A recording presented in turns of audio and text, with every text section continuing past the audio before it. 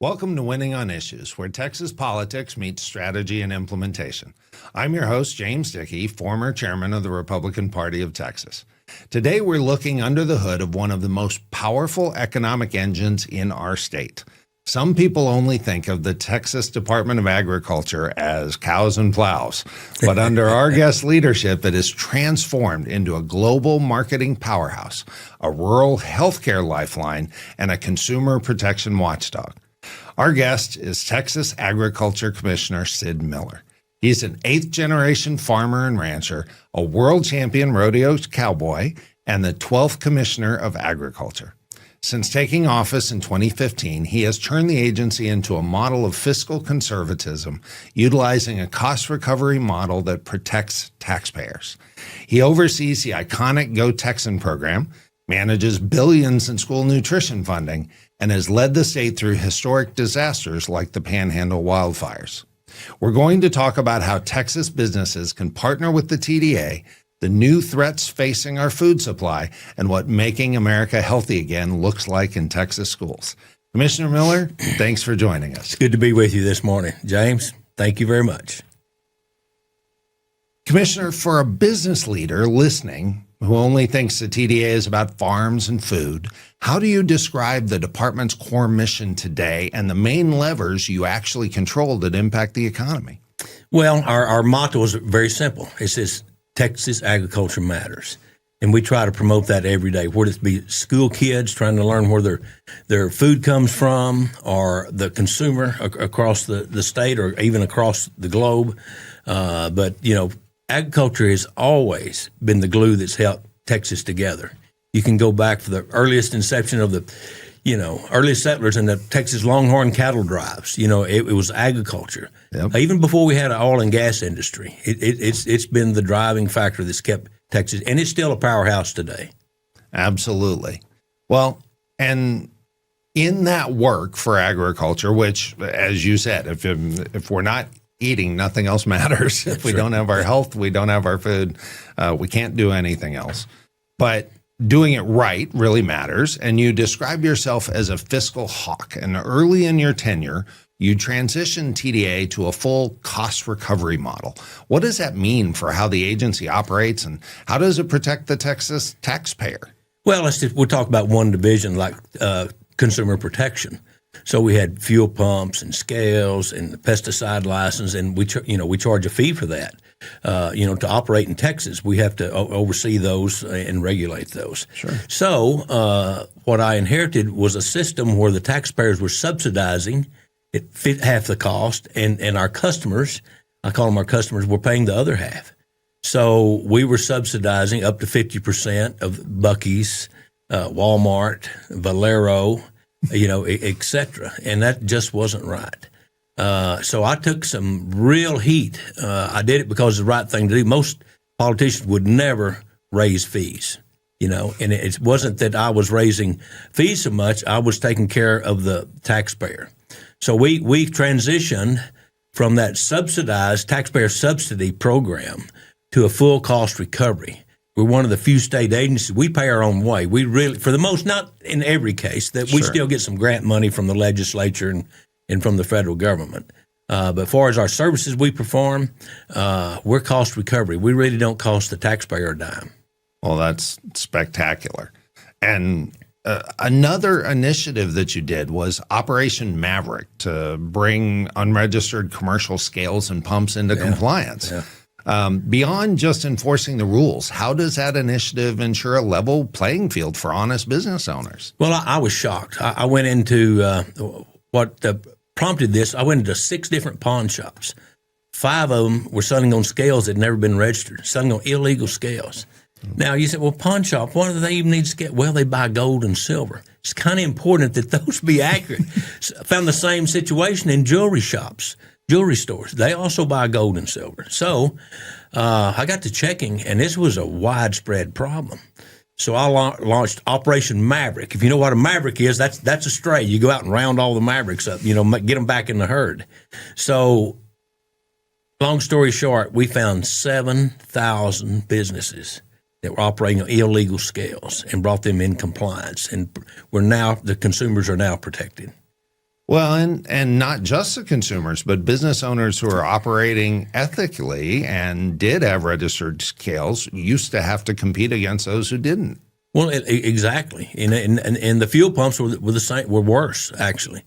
The program I inherited was taking 12 years to inspect all the fuel pumps, so it was just totally unacceptable.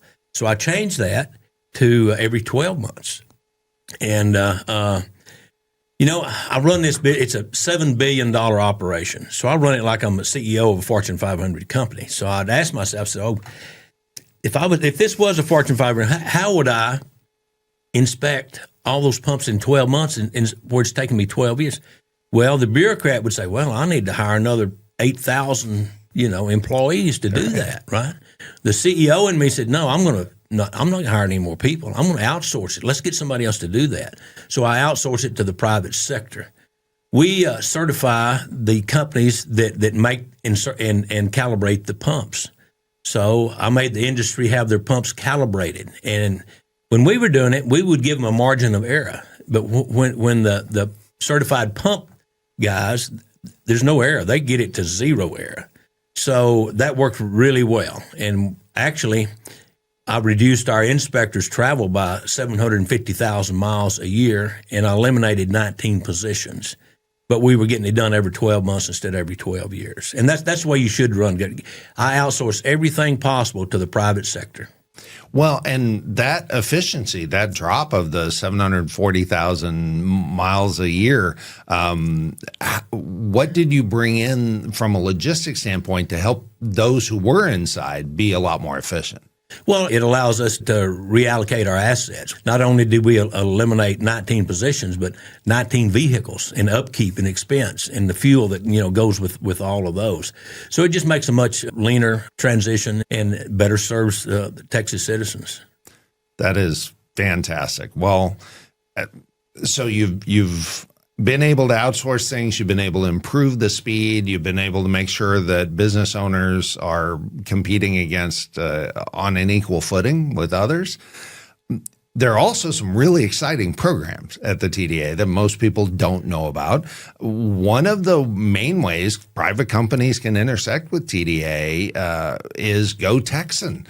If I'm a Texas manufacturer brand, what's the first step in getting the Go Texan mark, and what are the benefits that I'd get? Well, I'd like to take credit for the Go Texan program, but it's been around about 28 years. It was originally set up to help entrepreneurs, startup companies, mom and pops market their product.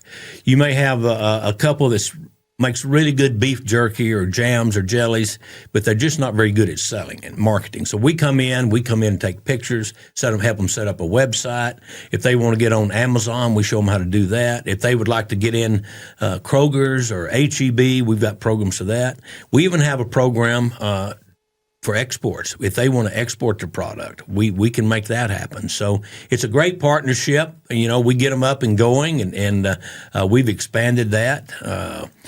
I did an international program. As soon as I came on board, I realized real quick that people just around the world love to do business with Texans. Absolutely. I walk in with this big hat and belt buckle and boots, and I'm just like a magnet, man. Just close the deal. They're ready to do business with Texas. And the only reason they haven't, no one ever asked them. So the first 12 months I was in office, me or somebody on my executive said, we went to every continent on the globe we didn't go to Antarctica, but we went to the rest of them. And it's been very lucrative for us. That is fantastic. Yeah. Well, and speaking of a neat and lucrative thing, the State Fair, I hear that the TDA pavilion at the State Fair broke records this year with over 1.1 million in sales. How does a small business get in on that? Well, you have to get in line because there's a long waiting list, I promise you. We took over, that was a food and fiber pavilion. We've transitioned into the Go Texan pavilion now. And we've done so many things. We have entertainment, we have testings and samples and educational seminars. But what we have is a country store, and it's all Texas products. And people come from all over the state, and they do their annual shopping there. They load up. We had about 180 vendors there for almost 3 weeks. And we sell over $1 million in products. So a lot of those vendors, that kind of helps make their year. But we don't stop there. We do the same thing in Fort Worth at Stock Show, San Antonio. We're growing even bigger at Houston Livestock Show and Rodeo, Austin, Rodeo Austin. So we've expanded that. None of that existed when we started. That is fantastic stuff. Well, and on the international part that you were talking about, I heard there was a recent victory getting Texas grapefruit back into Vietnam. Can you tell us about that and what other opportunities Texas businesses have? Well, we have a lot of opportunities. That was one. We hadn't sold any grapefruit in Vietnam ever. They consume a lot of citrus there, so we broke into that. But we also got into South Korea. We were banned from South Korea about 25 years ago, and no one ever tried to get it back. So previous ag commissioners, this has been a stepping stone to higher office, and there's just not many votes in South Korea or Vietnam.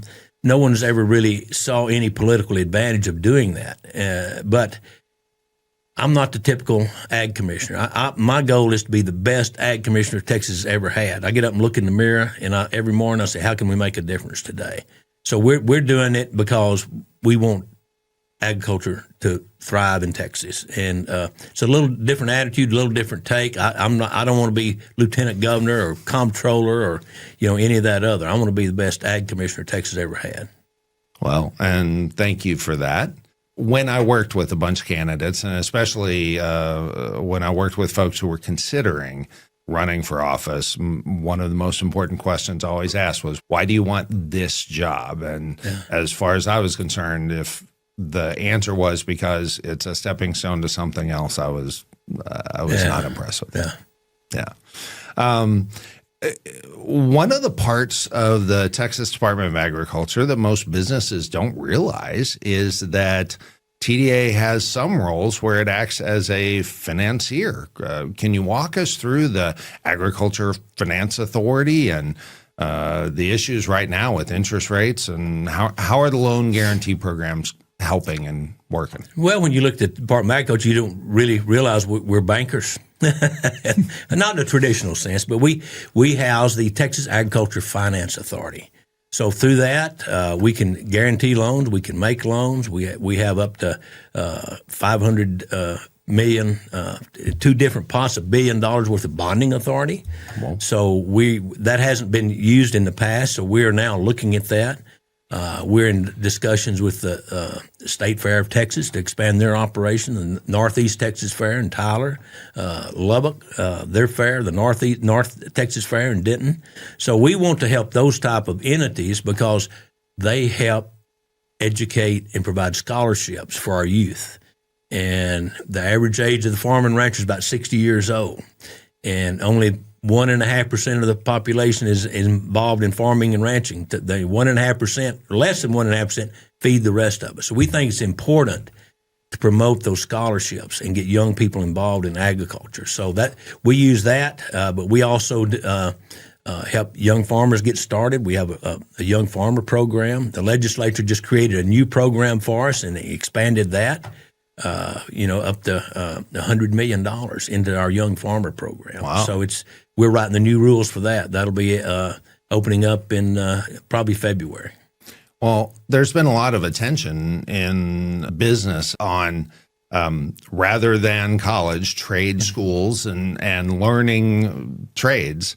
It's absolutely critical that farming and ranching be one of those trades that people are encouraged to participate in. Absolutely. My background, my college education is vocational agriculture. So when I got out, I was an agriculture teacher, ag teacher. And so I learned in those 5 years that I taught that being an FFA advisor and 4-H leader, that our greatest natural resource we have in Texas, it's not oil and gas, it's our youth. So we put a big emphasis on that, and that's our future. And for some reason, that FFA in public education, that's the only place they get any leadership training, really. I mean, we have, learn how to run a meeting, a chapter conducting, extemporaneous speaking, all of that is all taught through FFA. That FFA is an amazing program. Well, so you said you've got this new program up to $100 million for young farmers. You said you've got this $1 billion and 500 million each and a couple of other funds. Who should be looking to work with the Texas Department of Agriculture and applying for or being involved with these funds? Well, we like people that are good risk, but people that are good risk can get financing at the bank. So, the people that need a little extra help to get the job done, they come to us, and we screen them. I have a board. All of those guys on the board have financial backgrounds, and they're very versed in lending in financial institutions. So, knock on wood, we have not had one default in 11 years on my watch. That's amazing. Previous commissioners have had some MU farms and stuff like that didn't work out so well. Yeah, it feels like every couple of decades there's some new fad in farming that you have to watch out for. So the kinds of businesses that are applying for those loan guarantees and or grant programs. What we've talked about young farmers, we've talked about some higher risk. What kind of entities is it? Food producers or strictly farmers, strictly ranchers? What? It's all above. It may be somebody wanting to put in a processing plant and compete with the big four packers. We love that.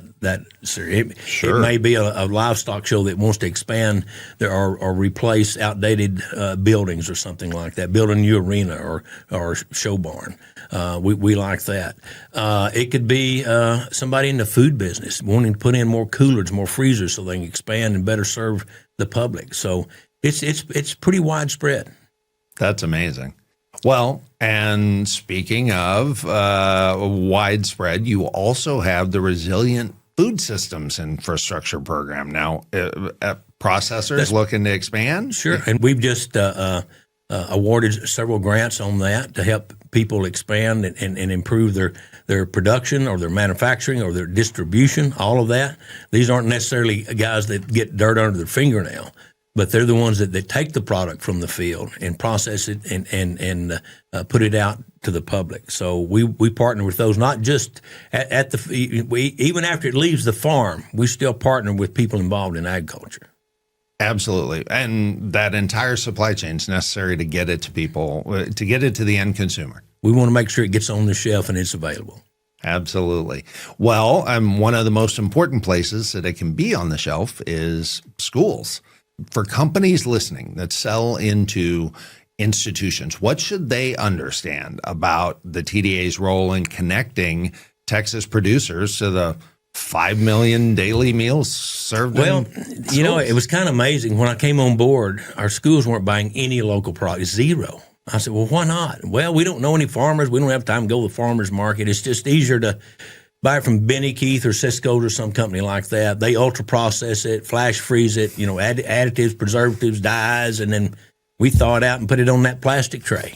I said, well, yeah, I see that. It's why you have healthy trash cans. Instead of healthy kids, they're not eating that. It's crap. We got to change the dynamics. So I don't believe in mandates. I believe, making a program so good that everybody wants to participate. So it was slow to start, I'll tell you that. But we started with Farm Fresh Friday, and we challenged schools at least on Friday, serve one local product and have Meet the Farmer Friday.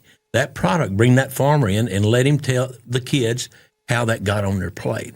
Kids have no idea they think it all comes from the grocery store. Yeah. So we built off of that, and last year, from our initial start of Farm Fresh Fridays to farm to school program, our schools bought $300 million of locally sourced products, cooked fresh, no added dyes, never ultra processed, never flash frozen, no added salt, and it didn't go in the trash can. They ate it.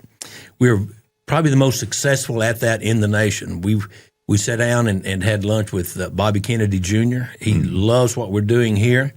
He was scheduled to come tour our Texas schools, and then the government shut down. So we're trying to organize that, but he wants to make Texas the example of the farm to school program for the rest of the nutritional programs across the United States. That's fantastic. Well, from that high point to a low point, the Smokehouse Creek fire was the largest in our state's history, over 1 million acres burned. And We saw those horrible headlines and those horrible images well over a year ago now, but you've heard from struggling ranchers and you've been on the ground.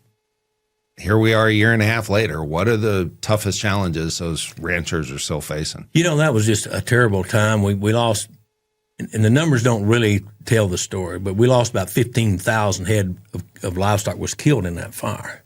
But what you don't hear is the other 10 or 15,000 head that had to be put down or sold because their hoofs were burned off or the udders were damaged beyond, they couldn't nurse anymore. And then we had a lot of respiratory problems from the smoke inhalation. So all in all, it was closer to probably 30,000 head, over 150 structures.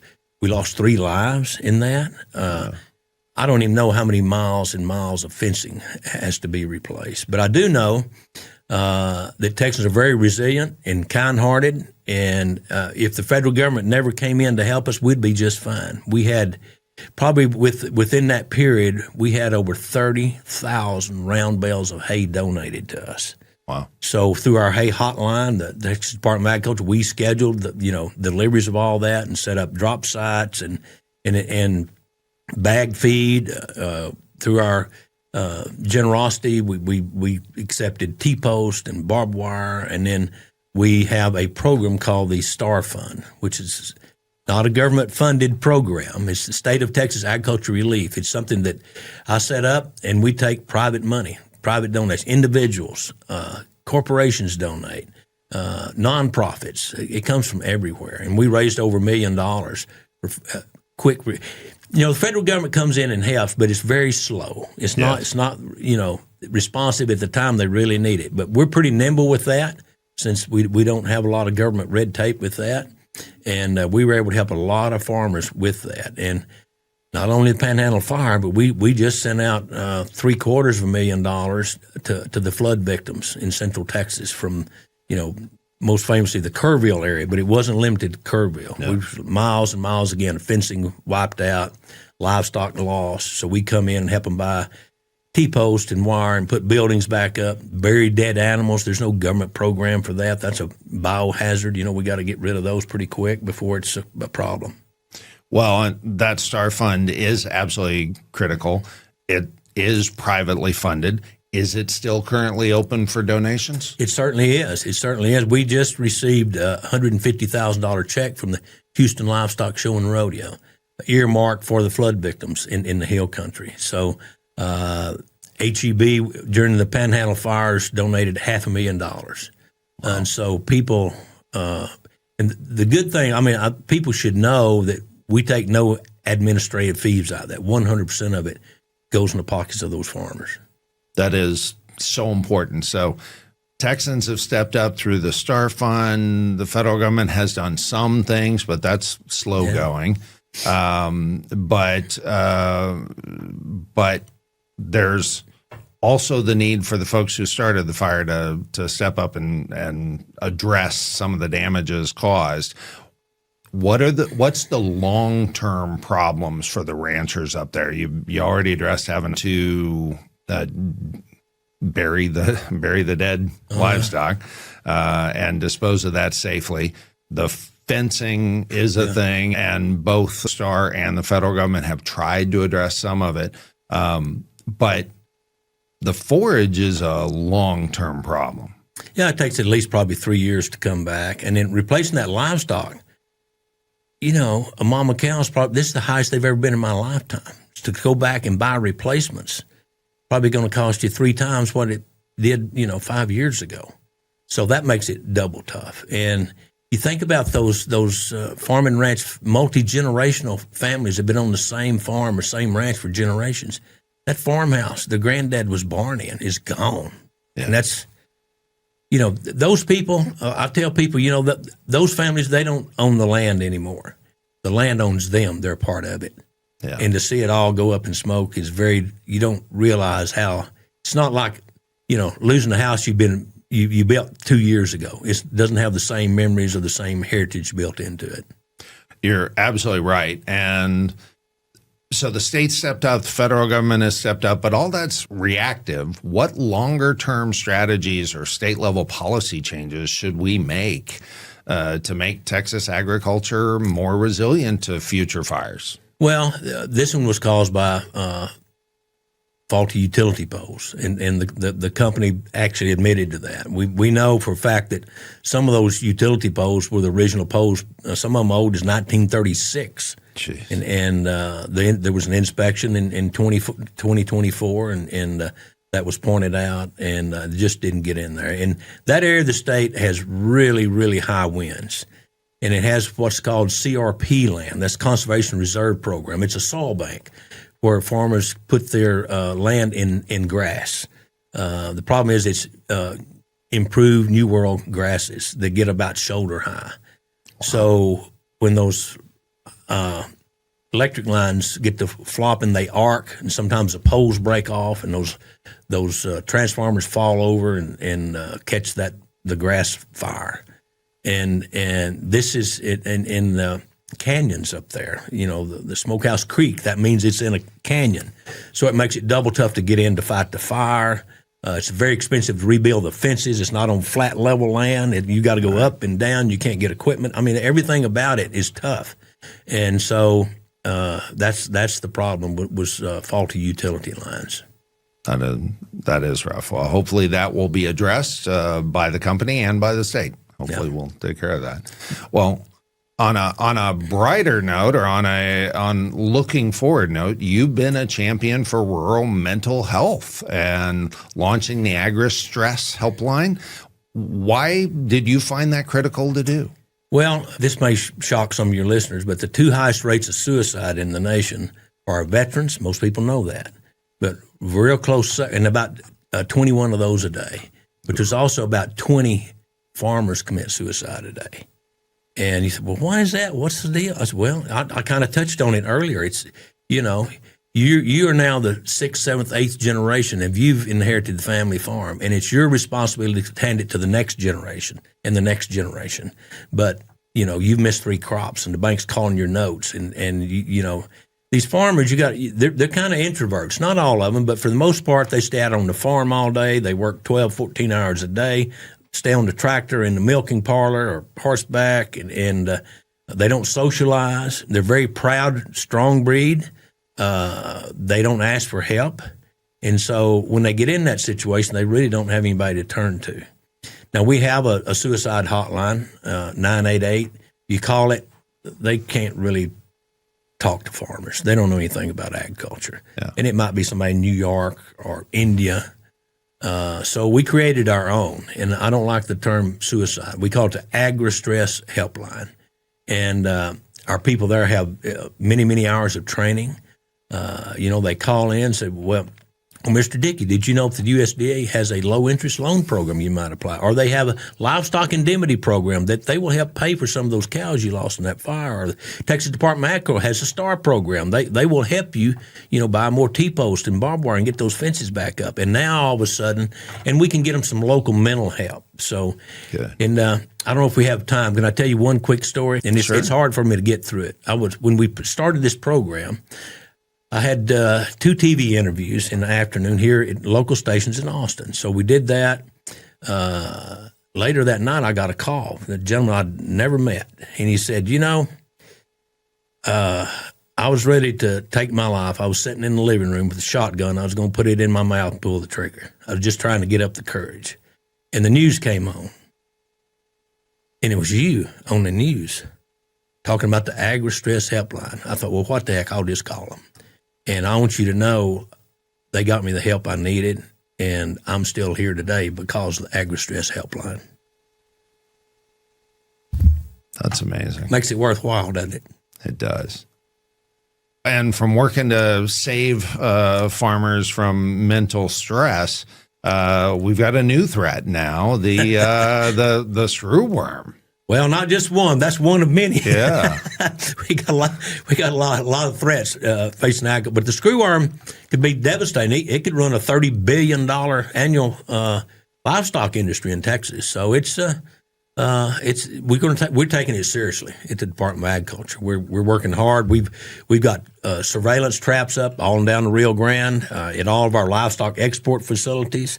I decided the best place we could put some is around the cruise ship terminals in Galveston and Corpus Christi. My biggest fear is not a fly moving 10 or 15 miles a day moving north. Right. It's a fly on a cruise ship or in somebody's car pickup, coming back from southern Mexico. And those cruise lines go down in the Caribbean where this pest is, Central America. Sure. So we've got them there too. And so far we haven't found any here. We've had 14 cases. They're kind of one-offs that have been close to the border, but it was cattle that missed the protocol somehow and were moved from southern Mexico, infected, and came up. But we caught them all, or we did. The Mexican government caught them all. Sure. So they've been taken care of. But it's a very serious threat. That's important. Well, as we get ready to wrap up, you can't talk agriculture without talking water. And one of the biggest issues for water has been Mexico not keeping its promises.